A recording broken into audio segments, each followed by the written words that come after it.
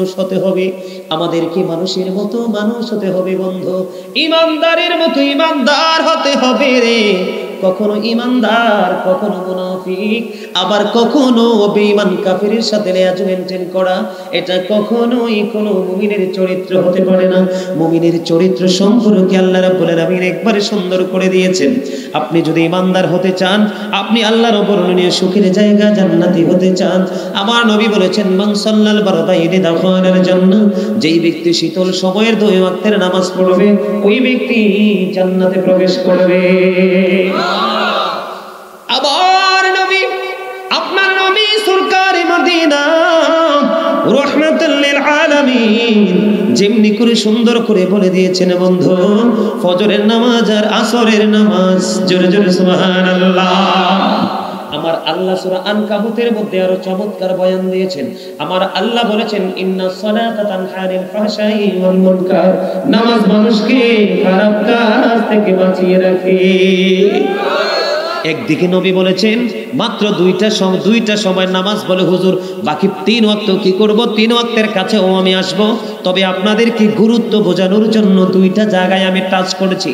বন্ধুরে আমার নবী বলেছেন 2 শীতল সময়ের 2 ওয়াক্তের নামাজ পড়ো, জান্নাতি হয়ে যাবে। আমার আল্লাহ পবিত্র কালামে হাকিমে বলে দিয়েছেন তোমরা 5 ওয়াক্ত নামাজ সুন্দর করে পড়ো, তাহলে সকল খারাপ কাজ থেকে তোমরা বেঁচে থাকতে পারবা। এবার যদি আমি আরো একটু গভীরের দিকে যাই বন্ধু, আল্লাহর হাবিব বলেছেন চমৎকার একটা হাদিস। আমার নবী বলেছেন সালাতুল খামস ওয়াল জুমআতু ইলাল জুমআ ওয়া রমাদানু ইলা রমাদান মুকাফফিরাতুল লিমা বাইনাহুন্না ইযা তুরিবাতিল কাবাইর। আমার নবী বলেছেন আমার দিকে মন দিয়ে শুনতে হবে, এই জন্য আমি দেহ এবং আত্মার পার্থক্যকে বুঝাইলাম। এখানে আপনার দেহ আছে কোনো লাভ নাই, আত্মাকে যদি রাখতে পারেন তাহলে সবকিছু অটোমেটিকলি মেটায় ঢুকবে। বন্ধুরে আমার নবী বলেছেন সালাতুল খামস, 5 ওয়াক্ত নামাজ। কয় ওয়াক্ত? এরপরে বলেছেন অল জুমআতু ইলাল জুমআ, এক জুমা থেকে আরেক জুমার কথা বলেছেন। ও রমাদানু ইলা রমাদান, এক রমজান থেকে আরেক রমজানের কথা বলেছেন। আমার নবী বলেছেন বন্ধু 5 ওয়াক্ত নামাজ আমরা ফজরের নামাজ পড়লাম, জোহর পর্যন্ত একটা গ্যাপ আছে না নাই? জোহরের নামাজ পড়লাম আসরের পর্যন্ত গ্যাপ একটা আছে না নাই? আসরের নামাজ পড়লাম মাগরিব পর্যন্ত গ্যাপ আছে না নাই? মাগরিবের নামাজ পড়লাম সালাতুল ইশার নামাজ পর্যন্ত গ্যাপ আছে না নাই? ও বন্ধু, ও পাড়ার মানুষ, হৃদয় খুলে শোনো গো, ইসলাম কত সুন্দর, ইসলামে কত বেশি নিয়ামত আছে বন্ধু। এই যে 5 ওয়াক্ত নামাজের মধ্যে একটা গ্যাপ আমরা মাঝখানে পাইলাম, এখানে আমাদের কথা বলার দ্বারা, চোখের দৃষ্টি দ্বারা, মন্তব্য দ্বারা বিভিন্ন রকমের পাপ হতে পারে। আমার নবী বলেছেন যে ব্যক্তি 5 ওয়াক্ত নামাজ পড়বে রে, এই 5 ওয়াক্ত নামাজের মাঝখানে যত গ্যাপ আছে ওই গ্যাপের সবগুলো পাপের কাফফারা হয়ে যাবে 5 ওয়াক্ত নামাজ। তার মানে আপনি যখন 5 ওয়াক্ত নামাজ পড়বেন, এই 5 ওয়াক্ত নামাজের কারণে মাঝখানের গ্যাপের সবগুলো অপরাধের জন্য, ক্ষমার জন্য, মোচনের জন্য যথেষ্ট হয়ে যাবে আগে পড়ের নামাজগুলো। আমার নবী বলেছেন অল জুমআতু ইলাল জুমআ, এক জুমা থেকে আরেক জুমা। যেমন আমরা গতকালকে একটা জুমার নামাজ পড়লাম, আগামী শুক্রবার আসা পর্যন্ত জুমার একটা টেনশন আছে না নাই? আগামী শুক্রবারে জুমার নামাজটা যখন আসবে বন্ধু, একটা জুমা থেকে আরেকটা জুমার মাঝখানে 6টা দিন আছে না নাই? আপনার আমার কথার দিকে লক্ষ্য করতে হবে, আর ওয়াজের দিকে গভীর মনোযোগ আপনাদেরকে দিতে হবে যে কত হাকিকত এটার মধ্যে লুকায়িত। আমার নবী বলে দিয়েছেন বন্ধু ওয়াল জুমআতু ইলাল জুমআ, এক জুমা থেকে আরেক জুমার মাঝখানে যেই দিন আছে মনে করে 6 দিন, ঠিক কিনা বলেন? এই 6 দিনে যতগুলো পাপ হবে রে, সবগুলো পাপের কাফারা হয়ে যাবে 2 দিকের জুমার নামাজ। তার মাঝখানে একটি জুমা, আরেকটি জুমা, মাঝখানে যে 6টা দিন। এরপরে বলেছেন ও রমাদানু ইলা রমাদান, একটা রমজান থেকে আরেকটা রমজান। বন্ধুরে আমার 1 বছর 365 দিনে 1 বছর কয় বছর? 365 দিনে যদি একটা বছর হয়, তাহলে ধরেন এই বছরের রোজায় 30 দিন পাইলাম, কয় দিন? এর পরের বছর রোজায় পাইলাম 30 দিন, কয় দিন মাইনাস হলো? 60 দিন মাইনাস হয়ে গেল রে নোয়াপাড়ার মানুষ। আরো বাকি আছে 305 দিন। কয় দিন? আরো বাকি আছে 305 দিন। আমার নবীর হাদিস শরীফ অনুযায়ী বন্ধু অত্যন্ত চমৎকার ভাবে বোঝা আমাদের জন্য সহজ। ও রমাদান ও ইলা রমাদান, এক রমজান থেকে আরেক রমজানের মাঝখানে যেই দিনগুলো আছে, দুই দিকে রোজার কারণে সবগুলো গুনার কাফারা হয়ে যাবে। তবে নবী একটা শর্ত দিয়েছেন, মুকাফফিরাতুল লিমা বাইনাহুন্না ইযা তুনিবাতিল কাবাইর। আমার নবী, আপনার নবী, দো জাহানের বাদশা নবী, সরকারে মদিনা, ইমামুল মুরসালিন নবী, তিনি বলে দিয়েছেন, তবে শর্ত হলো কবিরা গুনাহ থেকে বেঁচে থাকতে হবে। সব ছোট ছোট গুনার কাফারা হয়ে যাবে এই আমলগুলো দিয়ে, যদি কবিরা গুনাহ থেকে আমরা বেঁচে থাকতে পারি। জোরে জোরে বলেন ঠিক না বেঠিক? কবিরা গুনাহ থেকে আমি বেঁচে থাকার জন্য পড়ে আসবো বন্ধু। তার আগে আমি নামাজ নিয়ে আরো কিছু কথা বলবো, শুনবেন কি শুনবেন না? সবাইকে নামাজ সম্পর্কে কথা শুনতে রাজি আছে বন্ধুরে আমার? এখন যদি আমি বলতে চাই, অনেকে রাগ করবে, এই যে ম্যাক্সিমাম যুবকের পরনে জিন্স প্যান্ট আছে না নাই? একবার কি কোনো আলেমকে প্রশ্ন করেছেন, বলে হুজুর এই প্যান্টটা পরার পরে লজ্জাস্থান সামনে পিছনে দেখা যায়, এই প্যান্টটা কি জায়েজ নাকি না জায়েজ? না জায়েজ মুখস্থ বলবো না, কোরআন হাদিস দিয়ে প্রমাণ দিয়ে যাব আজকে যুবক। যেহেতু এই নামাজের জন্য পোশাকের একটা শর্ত রয়েছে।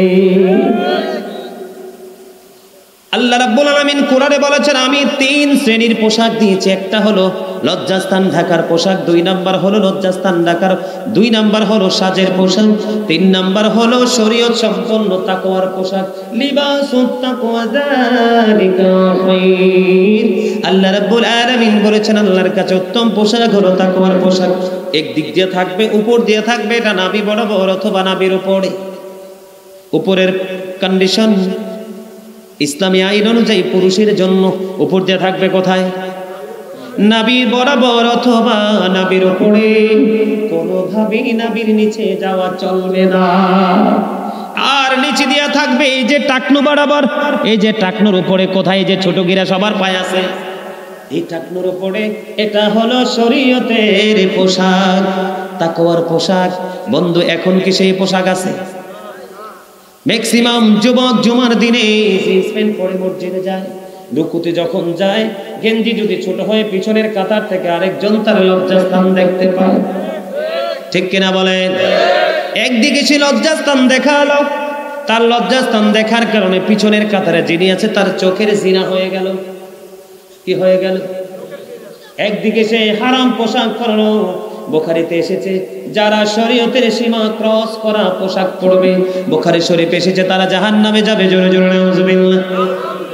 এখন আপনারা আমাকে বলতে পারেন, বলে হুজুর আমি নিচে দিয়ে বটে দিব, আমি মানলাম আপনি নিচে দিয়ে বটে দিবেন, কিন্তু হাজার চেষ্টা করলেও এই পোশাকটা নাভির উপরে উঠবে না, কারণ তার জন্মই হয়েছে ছোট্ট হয়ে। এই যে নোয়াপাড়ার মানুষ, নোয়াপাড়ার যুবকের দল, একটু আগে যে আমি তোমাদেরকে মেসি, নেইমার, ওই ফুটবল ক্রিকেটারদের নিয়ে কথা বললাম, এই জন্য বলেছি তোমাদেরকে বোঝানোর জন্য, আমরা মুসলমানের জন্য মুখ পরিষ্কার করার, দাঁত পরিষ্কার করার সবচেয়ে বড় অস্ত্র হলো মেসওয়াক।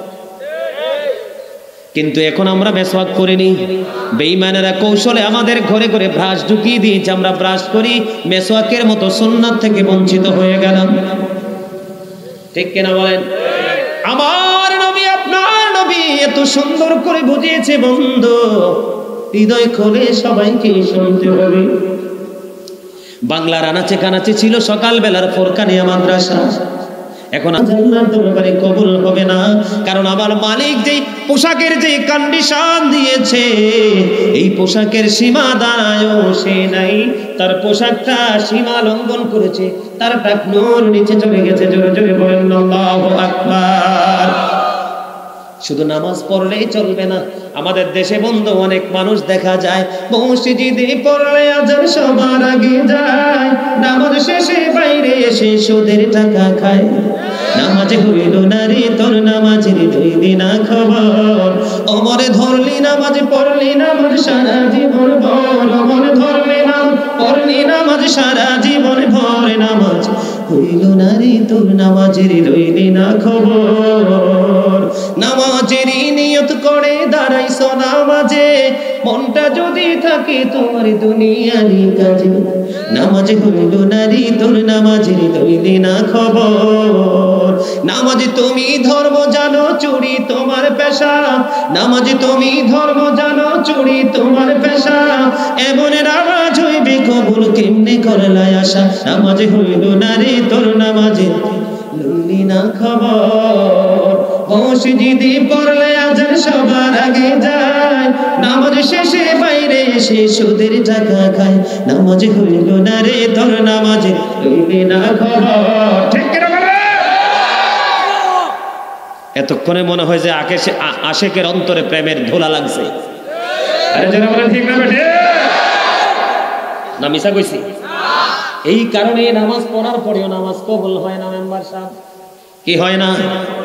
নামাজ পড়ার পরেও চুরি বন্ধ হয় না।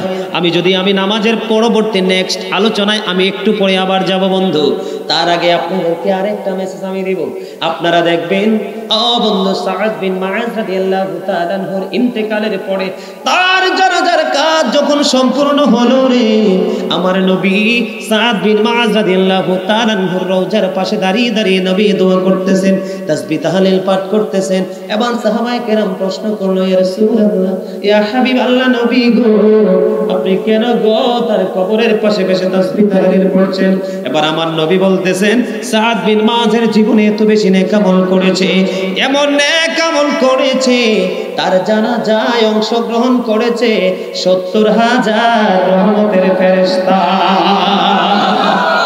ওগো নবী, ইয়া রাসূলুল্লাহ, ইয়া হাবিবাল্লাহ নবী গো, ৭০,০০০ ফেরেশতা যদি তার জানাজায় অংশগ্রহণ করে গো নবী, আপনি তারপরেও কেন তার কবরের পাশে দাঁড়িয়ে দাঁড়িয়ে দোয়া করতেছেন? আমার নবী ডেকে ডেকে বলছে, দোয়া করার কারণ হলো সে তার কবর আযাবের সম্ভাবনা রয়েছে। কেন গো নবী? কই সে প্রস্রাব করার পরে ভালো করে পবিত্র হতো না। বিশেষ করে জুমার দিনে আমি দেখতে পাই, প্রত্যেকটা খতিব সাহেব দেখতে পায়, বন্ধুরে আমার, ইমাম সাহেব যখন খুতবা দেওয়ার সময় হয় তখন মুসল্লিরা দৌড়ে আসে প্রস্রাব করতে যায়, একটা মিনিটও সময় দেয় না। প্রস্রাব করার পরে বন্ধু কি করে? প্রস্রাব করার পরে পানি খরচ করে দ্রুত মসজিদে চলে আসে, জামাত পড়তে হবে। আজকে আমি বলে গেলাম সিস্টেমে প্রস্রাব করেছিলেন, এই সিস্টেমে আজকের পর থেকে অথবা আজকে থেকে প্রস্রাব করে পানি খরচ না করে একটু হেঁটে দেখবেন আপনার লুঙ্গি পেট পাতলা কাপড় পরে দেখবেন, যেটাতে আইডেন্টিফাই করা সহজ হবে। দেখবেন প্রস্রাব এসে আপনার পোশাকটা নাপাক হয়ে গেছে। এটা যদি না হয় আমাকে মন দিয়ে বলবেন, হুজুর আপনি মিথ্যে বলেছেন। কারণ পুরুষের প্রস্রাব সহজে ক্লিয়ার হয় না, সহজে ক্লিয়ার হয় না। কম পক্ষে 40 কদম হাঁটাহাঁটি করে একটু এক্সারসাইজ করতে হয়, আপ ডাউন করতে হয়। কেউ যদি মনে করে আগে ক্লিয়ার তাহলে তো ভালো। বন্ধুরে আমার, এখানে আসলাম কেন? আল্লাহর হাবিব বলেছেন, লা তুকবালু সালাতুন বিগাইরি তুহুর ওয়ালা সাদাকাতুম মিন গুরুর। আমার নবী বলেছেন, ইবাদতের পূর্ব শর্ত হলো পবিত্রতা, আর দানের পূর্ব শর্ত হলো হালাল উপার্জন। পবিত্রতা ছাড়া নামাজ কবুল হয় না, ইবাদত কবুল হয় না। আর হালাল উপার্জনের টাকা দান করলে লাভ তো হবে না, বরং তার জরিমানা হবে ডাবল। নাউজুবিল্লাহ বলতে পারলেন না? ওয়াজটা ভালো লাগে না? না, কার কার কাছে ভালো লাগে দেখি হাত তুলেন তো একটু। না, ভালো লাগাটা স্ট্রং না, উইক। হাতটা একদমই মানে খুব স্পিডে ওঠা দরকার ছিল, এটা আস্তে আস্তে উঠছে। হাতে ওঠেন স্যার না? কি ও শীতের দিকে আসতে উঠছে। আচ্ছা, তাকে একটা অপশন পাইছি। ঠিক আছে, ঠিক আছে, হাত নামান। আমি আপনাদেরকে, এটা কিন্তু একটা টিচিং প্রফেশন। এটা কি, আমি কিন্তু আপনাদেরকে কি দিচ্ছি? আপনারা আমার থেকে ক্লাসে বসছেন, আপনারা আমার কাছ থেকে কি নিচ্ছেন? শিক্ষা নিচ্ছেন। এই শিক্ষা কিন্তু অবশ্যই আমাদেরকে অর্জন করতে হবে। বিশেষ করে আমি নিজে কিন্তু স্টাডি পছন্দ করি। I like to study. আমি নিজে পড়তে পছন্দ করি, কিন্তু এই জন্য আমি মনে করি সবাই মনে হয় আমার মতো। তা আসলে দেখি না, ব্যাপারটা উল্টো। পড়তে হবে। পড়াশোনা না জানলে যারা জানে তাদের সাথে সময় দিতে হবে। কিয়ামতের দিন আমি জানি নাই, বুঝি নাই, শিখি নাই, এই কথার কোনো ভ্যালু নাই। বন্ধুরে আমার, আরো বেশি মজার খবর আছে। তাহলে কি করতে হবে? প্রস্রাব করার পরে ভালো করে পবিত্র হতে হবে এবং পবিত্র পোশাক পরে নামাজ পড়তে হবে। তবে আমি আপনাদেরকে বলতে চাই বন্ধু, আমি আজকে বলবো এই ধনপূর্ণ পাড়ার মানুষ, যুবকগুলোকে, তোমরা কেউ টকটকে লাল জামা কোনোদিন আজকের পর থেকে পরবা না। কি একবারে টকটকে লাল? কি লাল? একবারে আগা থেকে গোড়াটা, যেমন আমার ওই চাচাতো ভাই লাল একটা গেঞ্জি পড়েছে, তার কলারটা কালো, তার মাঝখানে একটু হোয়াইট আছে, এর মাঝখানে আছে রেড, তার মাঝে আছে ব্ল্যাক, ঠিক কিনা বলেন? এইরকম ধরনের বিভিন্ন ম্যাচিং করা কালার পরিধান করা যাবে, একবারে টকটকে লাল পরা যাবে না। আমার নবীর সামনে দিয়ে দুইটা লাল জামা পরনেওয়ালা ব্যক্তি যাচ্ছিলেন, আমার নবীকে একবার সালাম দিলেন, নবী জবাব দিলেন না, আর একবার সালাম দিলেন, নবী জবাব দিলেন না। আমার নবী কেন জবাব দিলেন না? উত্তর যদি আপনারা চান আমি বলবো। আমার নবী বলেছেন একবারে টকটকে লাল কাপড় ইমানদার পুরুষের জন্য মাকরুহ তাহরিমি পরা যাবে না, এটা হারামের অন্তর্ভুক্ত। আমার নবীকে একবার নয়, দুইবার নয়, একবার নয়, দুইবার সালাম দেওয়ার পরেও আমার নবী তার সালামের জবাব দেয় না। কারণ ইমানদারের জন্য স্বর্ণ পরা, কি পড়া? ইমানদার পুরুষের জন্য স্বর্ণ পরা, রেশমি কাপড় পরা ইমানদার পুরুষের জন্য হারাম। আর লাল জামা পরা হলো বন্ধু মাকরুহ তাহরিমি, কিন্তু মহিলারা এগুলো পড়তে পারবে, তাদের জন্য জায়েজ। এই জন্য নামাজ পড়তে গেলে একবারে পুরোটা বন্ধু কমপ্লিট করে যেতে হবে। কি করতে হবে? এর পাকে আছে অজু। আমাদের ম্যাক্সিমাম লোকেরই বন্ধু অজু হয় না। কি হয় না? বর্তমানে মানুষ নামাজও পড়ে, সৌদও খায়, নামাজও পড়ে, ঘুষও খায়, নামাজও পড়ে, মিথ্যা কথাও বলে, বলে কি বলে না? নামাজ পড়ার পরেও বন্ধু ব্যবসা করে। আমাদের শপিং মল গুলোতে গেলে দেখা যায় কত দোকানের মালিক মিথ্যা কথা বলে বলে কাস্টমারকে বোকা বানাইয়া টাকা নেয়, আছে না নাই? কিন্তু তার নামাজ ওঠে খাইয়া আলা সালাহ বলতে দেরি রে, মসজিদের দিকে ছুইটা যাইতে বন্ধু দেরি হয় না। এখানে আমার আরেকটা সমস্যা হলো, আমাদের অজুটাও যথাযথ করতে হবে। হাদিস শরীফের মধ্যে এসেছে বন্ধু, আমার নবী অজু করতেন মাত্র 1 লিটার পানি দিয়ে। কয় লিটার? আমার নবী অজু করতেন মাত্র 1 লিটার পানি দিয়ে। আমার নবী গোসল করতেন মাত্র 4 লিটার পানি দিয়ে। জোরে জোরে সুবহানাল্লাহ। বন্ধুরে আমার নবী বলে দিয়েছেন বন্ধু, এদিকে তাকান। হযরতে সাআদ রাদিয়াল্লাহু তাআলা আনহু ওযু বানায় কি করে? সাআদ রাদিয়াল্লাহু তাআলা আনহু যখন ওযু বানায়, ওযু বানানোর সময় আমার নবী তার পাশ দিয়ে হেঁটে যাচ্ছিলেন। এবার আমার নবী ডাক দিয়ে বললেন, অপচয় করিও না। এবার আমার নবীকে সাআদ রাদিয়াল্লাহু তাআলা আনহু বলল, ইয়া রাসূলুল্লাহ, ইয়া হাবিবাল্লাহ, নবী গো, ওযুতেও কি অপচয় আছে? নবী বললেন, হ্যাঁ, ওযুতেও অপচয় আছে। তুমি যদি নদীর কিনারাও যদি ওযু করো রে, ওযু করার জন্য যেই পরিমাণ পানির প্রয়োজন সেই পরিমাণ পানি দিয়ে ওযু বানাও। নদীর কিনারায় ওযু করলে অপচয় করা যাবে না। আমাদের নামাজটা না হওয়ার বন্ধু অন্যতম আরেকটা কারণ হলো আমাদের ওযু হয় না। একদিকে বন্ধু পানির ট্যাপটা ছেড়ে দিলাম, একবারে বক ভরে পানি আপনি ওযু করতে করতেছেন, এক ওযু করতে করতে 10 ওযুর পানি মাইনাস হয়ে যায়, আছে না নাই? আমি আপনাদেরকে বলে রাখি, নামাজের সাথে কিন্তু পবিত্রতার যুক্ত আছে, সম্পৃক্ততা আছে, আছে না নাই? এর মধ্যে অন্যতম একটা মাধ্যম হলো বন্ধু ওযু। আমার নবী বলেছেন, কেউ যদি লা ইলাহা ইল্লাল্লাহ বিশ্বাস করে, মুহাম্মাদুর রাসূলুল্লাহ বিশ্বাস করে, তার ঈমানটাকে বন্ধু ঠিক রাখার পরে যথা নিয়মে যদি কেউ ওযু করতে পারে, কাল কিয়ামতের দিন 8টা জান্নাতের দরজাই খোলা থাকবে রে। নবী বলেছেন, যেটা দিয়ে মন চায় সেটা দিয়ে সে প্রবেশ করতে পারবে। নামাজ খালি পড়লেই চলবে না, আমাদের সবগুলো কাজ আমাদেরকে অ্যাডজাস্ট করতে হবে, কারেক্ট করতে হবে বন্ধু। এর মধ্যে অন্যতম হলো আমাদের আত্মাটাকে বিশুদ্ধ করতে হবে। আমি আপনাদেরকে যদি বন্ধু আরো নামাজ নিয়ে কথা বলতে চাই, এক ব্যক্তি ভুলবশত এক মহিলাকে চুমু খেয়েছে। কি করেছে?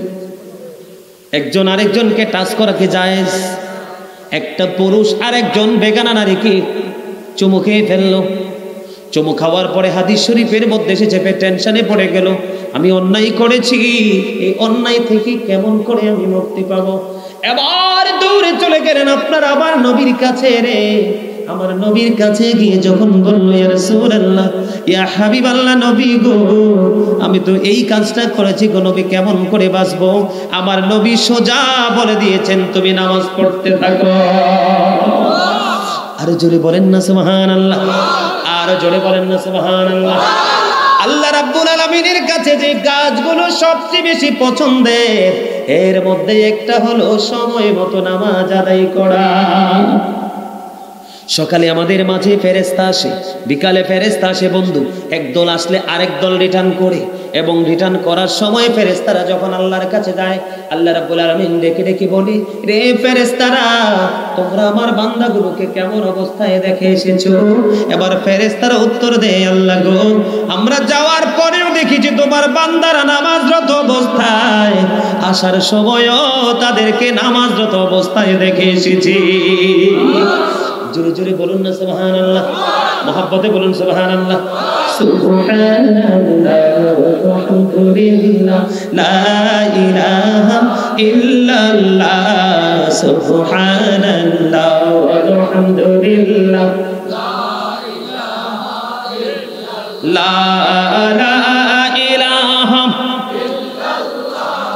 লা ইলাহা নবী আমার নূরের পুতুল, জগত করলেন ও জালা, নবী আমার নূরের পুতুল, রোজ হাসরে করবেন তিনি উম্মতের ফয়সালা, সুবহানাল্লাহ আলহামদুলিল্লাহ। মহব্বত আরো জোরে, লা ইলাহা ইল্লাল্লাহ, লা ইলাহা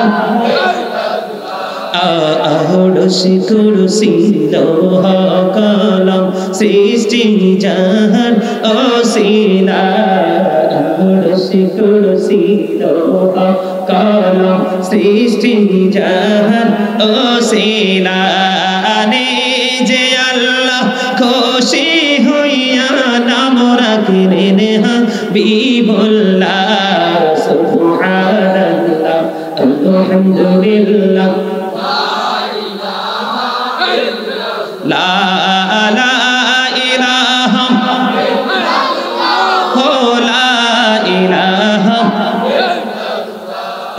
শাহাদাতের বাণী ছুটে আসিলেন কামলিওয়ালা, শাহাদাতের বাণী ছুটে আসিলেন কামলিওয়ালা, মক্কাতে পটিল রবি নূরে ভিন্ন রে আলা, সুবহানাল্লাহ আলহামদুলিল্লাহ লা ইলাহা ইল্লাল্লাহ, লা ইলাহা ইল্লাল্লাহ, লা ইলাহা ইল্লাল্লাহ, মেরে সাথী নাম মিশাইয়া যারে আল্লাহ পাঠাইলা, মেরে সাথী নাম মিশাইয়া যারে আল্লাহ পাঠাইলা, যে আল্লাহ খুশি হইয়া নাম রাখলেন হাবিবুল্লাহ, সুবহানাল্লাহ লা ইলাহা ইল্লাল্লাহ মুহাম্মাদুর রাসূলুল্লাহ সাল্লাল্লাহু আলাইহি ওয়াসাল্লাম। আলহামদুলিল্লাহ, all praise is to Allah, সমস্ত প্রশংসা আল্লাহর জন্য। Love for Allah and hate for Allah, হুব্বা ফিল্লাহ wall বুগদা ফিল্লাহ। Love for Allah and hate for Allah, ভালোবাসা আল্লাহর জন্য, আবার ঘৃণাও আল্লাহর জন্য। আপনারা কি ঘুমের কথা মনে হইছে? বাড়িতে কখন যাব সে টেনশন করতেছেন? আরে মেয়ে, কোথায় গেল দুনিয়ার মানুষ, কোথায় গেল মানুষের চিন্তা? আমি যখন স্টুডেন্ট ছোট ছিলাম, সব সময় নিজের মধ্যে একটা কম্পিটিশন থাকতো যে সবার আগে গিয়ে বক্তার মুখোমুখি দাঁড়িয়ে বসে আলোচনা শুনব।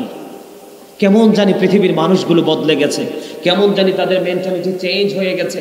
আর এই পরিবর্তনের মাঝে মাঝে আল্লাহর রহমতও কিন্তু আমাদের কাছ থেকে উদাও হয়ে যাচ্ছে। কথা বলেন ঠিক না ঠিক? আরো জোরে। আমার এই কথাগুলো কি আপনাদের কাছে ভালো লাগে? শুনতে মনে চায়? আরো শুনবেন? আরো বলবো? বন্ধুরে আমার, এবার আমি আপনাদেরকে নামাজের আরো গুরুত্বপূর্ণ অধ্যায় নিয়ে যেতে চাই। এবার বন্ধু আরো চমৎকার বয়ান শোনো গো। হযরত আবু যর রাদিয়াল্লাহু তাআলা থেকে হাদিস কেন বর্ণিত। এই যে শীতের দিন আমরা আগে থেকেও দেখেছি, এবারও দেখব, যখন শীতটা বন্ধু মাঝে মাঝে একটু কঠোর হয়, তখন দেখবেন গাছের পাতাগুলো শুষ্ক হয়ে ঝরে পড়ে যায়। পরে কি পড়ে না? শীতের দিনে গাছটা শূন্য হয়ে কি হয় না? দাদা দেখছেন নি আপনি? আমরা তো বেশি দেখছি, কারণ এখনকার দুনিয়া আমরা নষ্ট করে ফেলছি, তাদেরটা পিওর ছিল। ঠিক কিনা বলে? বন্ধুরে আমার, হযরত আবু যর রাদিয়াল্লাহু তাআলা থেকে হাদিস বর্ণিত, শীতের দিনে আমার নবী বের হলো রে, বের হয়ে চাইয়া দেখি শীতের দিনে শীতের কারণে পাতাগুলো শুষ্ক হয়ে ঝরে ঝরে পড়ছে। এবার এই দৃশ্য দেখে আমার নবী আবু যরকে ডাক দিলেন, রে আবু যর। আবু যর উত্তর দিলেন, লাব্বাইকা ইয়া রাসূলুল্লাহ। আমার নবী যখন বন্ধু ডাক দেওয়ার সাথে সাথে তিনি উত্তর দিলেন, লাব্বাইকা ইয়া রাসূলুল্লাহ, আমি উপস্থিত গো নবী, আমি প্রেজেন্ট। এবার আমার নবী বললেন, আবু যর, হাদিস শরীফের মধ্যে এসেছে আমার নবী একটা গাছের ডালা ধরলেন। কি করলেন? আপনি দেখবেন যখন বরুই পাকে বা গাছে কোনো ফল পাকে, ঝাঁকি দিলে আরো দ্রুত গতিতে পড়ে। আমার নবী গাছের ডালটা ধরলেন, ধরার পরে বললেন, রে আবু যর, নজর দিয়ে চাইয়া দেখো গো, এই শীতের দিনের কারণে গাছের পাতাগুলো কেমনে বিরামহীন ভাবে ঝরে ঝরে পড়ে যায়।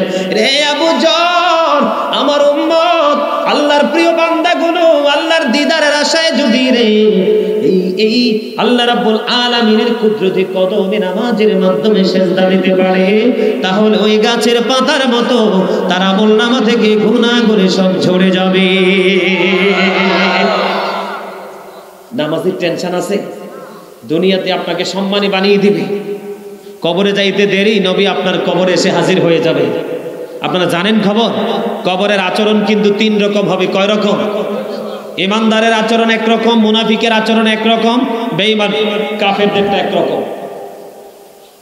বেঈমান কাফেরের কবরে থাকবে সাপ, 99টা দৈনিক 99টা সবল দিবে, এত বিষাক্ত, পৃথিবীর দিকে নিঃশ্বাস ফালাইলেই পৃথিবীর মাটি বিষাক্ত হয়ে যাবে, কোনো ফসল জন্ম হবে না, অসুস্থ হয়ে যাবে, পৃথিবীর মানুষ মারা যাবে। আর মুনাফিক প্রশ্ন উত্তর দিতে পারবে না, বলবে অন্যরা যেমন বলতো আমিও তেমন বলেছি, অন্যরা যেমন মন্তব্য করেছে আমরাও তেমন মন্তব্য করেছি। তখন আল্লাহ মাটিকে এমন অর্ডার দিবে, মাটি এমন ভাবে তাকে চাপ দিবে, হাদিস শরীফের মধ্যে এসেছে, তার একটা হাড়ের ভিতরে আরেকটা হাড় ঢুকে যাবে, কিন্তু মরার কোনো সুযোগ নেই। আর মরার সুযোগ, মৃত্যু একবারই, লা ইয়ামুতু, people will not die that day, ফিহা ওয়ালা ইয়াহইয়া, people will not be able to live that day, ওমা হুম আনহা বিগাইবিন, people will not be able to escape that day, বাঁচার সুযোগ নাই, মরার সুযোগ নাই, পালিয়ে যাওয়ার সুযোগ নাই। কিন্তু বন্ধু, ইমানদার নামাজিটা হবে পুরো ব্যতিক্রম। বুখারীতে এসেছে হাদিস কাদা, আপনারা সবাই জানেন 3টা প্রশ্ন হবে। কয়টা? কথা বলে না কয়টা? কিন্তু মুমিনের প্রশ্ন হবে একটা রে।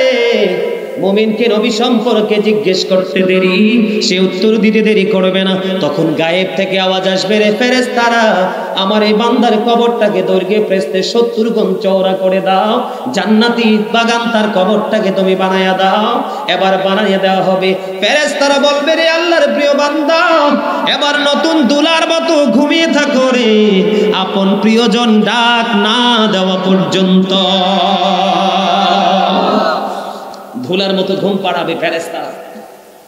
সেই ব্যক্তি কিন্তু ইমানদার পৃথিবীতে আসতে চাইবে, বলবে না তোমার আর আসার দরকার নেই, তুমি নৌসার মতো ঘুমিয়ে থাকো। জোরে বলেন না সুবহানাল্লাহ।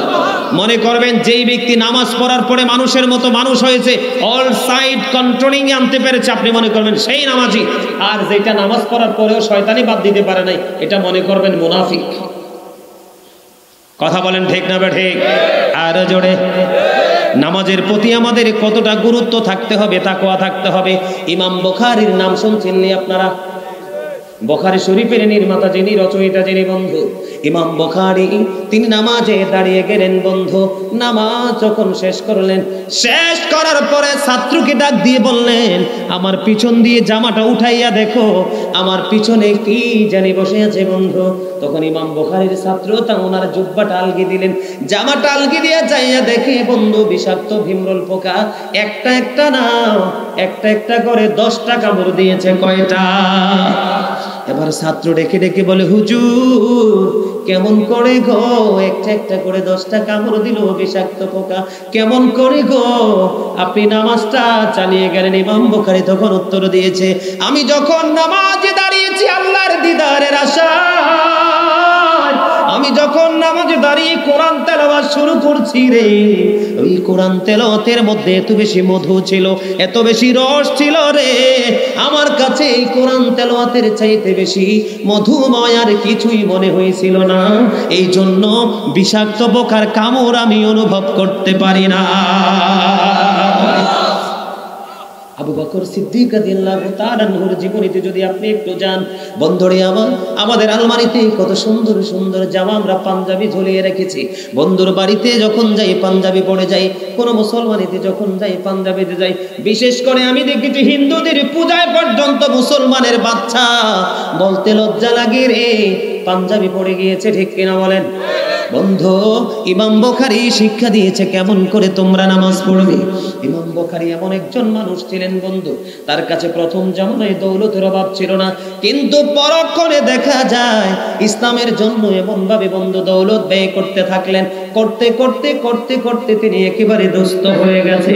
ও বন্ধু, দুস্থ হওয়ার পরে মসজিদে আজান হয়ে গেল, আমার নবী নামাজের জন্য অপেক্ষা করতেছে। আবু বকর আসে না কেন গো? আবু বকর এখনো আসে না বন্ধু। আবু বকরের জীবনীতে পাইলাম ওনার যাবে কি করে নামাজ পড়ার জন্য যে পোশাকের নির্দিষ্ট একটা কন্ডিশন আছে, পোশাকের শর্ত আছে, সেই পরিমাণ পোশাক তার ঘরে নাই বন্ধু। কিতাব এসেছে তার ঘরে ছিল 2টা বালিশের গিলাপ, 2টা বালিশের গিলাপ এবং নিজের শরীরের জামা একত্রিত করে খেজুর কাটাকে তিনি সুই বানাইলেন, খেজুর পাতাকে সুতা বানাইলেন, বানাইয়া সুন্দর করে একটা জামা বানাইলেন, জামা বানাইয়া সুন্দর করে পরিষ্কার করে তিনি ধুইলেন। ধুয়ে বন্ধু নামাজে যাইতে দেরি, এবার আমার নবী একটা ডাক দিয়ে বলল, রে আবু বকর, আমি থাকা অবস্থায় ইসলামের প্রতি এত অবহেলা, আমি চলে গেলে না জানি কি হবে। ইয়া রাসূলুল্লাহ, ইয়া হাবিবাল্লাহ, নবী নবী গো, আমি ইচ্ছে করে গো দেরি করিনি গো নবী, আমি ইচ্ছে করে দেরি করিনি। ও বন্ধু, নবী আবু বকর সিদ্দিক রাদিয়াল্লাহু তাআলা আনহুর সঙ্গে বন্ধু তিনি কোনো কথা বাড়াবাড়ি না করে আমার নবী নামাজ পড়লেন। নামাজটা শেষ করে যখন মসজিদে নববীর গেটে যখন বন্ধু পাড়া দিলেন, পাড়া দিয়ে চাইয়া দেখে রে এবার জিব্রাইল খেজুর পাতার পোশাক পরে নবীর সামনে হাজির। আর জোরে বলেন না সুবহানাল্লাহ। এবার আবু বকরকে আমার নবী প্রশ্ন করলেন, আবু জিব্রাইলকে প্রশ্ন করলেন, ভাই জিব্রাইল ব্যাপার কি রে, আপনি যখন আসেন সুন্দর জান্নাতি পোশাক পরে আসেন, কিন্তু আজকে কেন গো খেজুর পাতার পোশাক পরে এসেছেন? এবার আবু বকর এবার জিব্রাইল আলাইহিস সালাম ডাক দিয়ে বললেন, ওগো নবী আপনি চাইয়া দেখেন গো, আপনার আবু বকরের পরনে খেজুর পাতার পোশাক দেখা যায়। আবু বকর যখন বন্ধু একদিক দিয়ে মসজিদে আজান, আরেক দিক দিয়ে পোশাক নাই, পেরেশান হয়ে গেলেন নামাজ পড়ার জন্য। আবু বকর যখন নামাজে যাওয়ার জন্য পোশাক তৈরি করছিল, ঠিক এই মুহূর্তে আল্লাহ রাব্বুল আলামিন আসমানের সকল ফেরেশতাকে ডেকে ডেকে বলল, রে আসমানি ফেরেশতারা, আজকে আমার আবু বকরের সম্মানার্থে সবাই খেজুর পাতার পোশাক পরে না। আল্লাহর কঠিন হুঁশিয়ারি শুনে আমরা সবাই আজকে খেজুর পাতার পোশাক পরেছি আবু বকরের সম্মানার্থে। জোরে জোরে বলেন না সুবহানাল্লাহ।